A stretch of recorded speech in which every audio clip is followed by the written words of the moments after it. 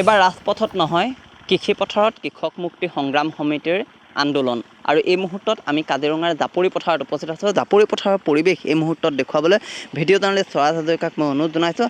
আচলতে এই মুহূৰ্তত যদি চোৱা যায় কৃষিকে দেশৰ অৰ্থনৈতিক বুনিয়াদ গঢ়াৰ অন্যতম চালিকা শক্তি হিচাপে লৈ এইবাৰ পথাৰত নামিছে কৃষক মুক্তি সংগ্ৰাম সমিতিৰ বোকাখাত জিলা সমিতি। ৰাজ্যখনত যদি চোৱা যায় দ্ৰুতগতিত বৃদ্ধি পোৱা যি নিবনুৱা সমস্যা, সেই নিবনুৱা সমস্যাত জৰ্জৰিত বহু লোকে কৰ্মসংস্থাপন বিচৰাৰ সময়তে কাজিৰঙাৰ কৃষক মুক্তি সংগ্ৰাম সমিতিৰ একাংশ নেতা কৰ্মীয়ে কৃষি কৰ্মত আগুৱাই আহি এক প্ৰকাৰ আদৰ্শৰ সূচনা কৰিছে।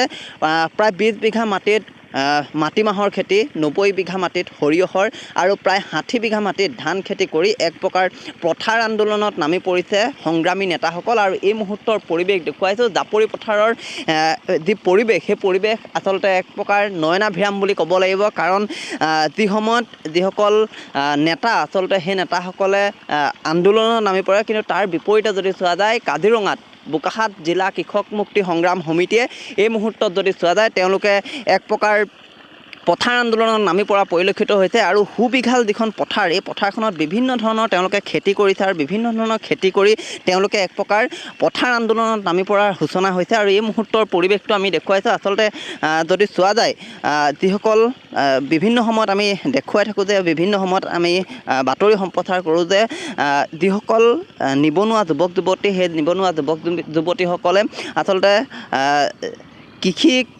তেওঁলোকে কৃষিৰ পৰা আঁতৰি থাকিবলৈ চায় বা তেওঁলোকে চৰকাৰী চাকৰি আশাতে কেৱল মাত্ৰ বন্দী হৈ থাকে। কিন্তু তাৰ বিপৰীতে যদি চোৱা যায় বোকাখাত জিলা হয়, মনোজ মুক্তি সংগ্ৰাম পাঠকে আপোনাক সমিতি এই মুহূৰ্তত ধন্যবাদ জ্ঞাপন কৰিছোঁ।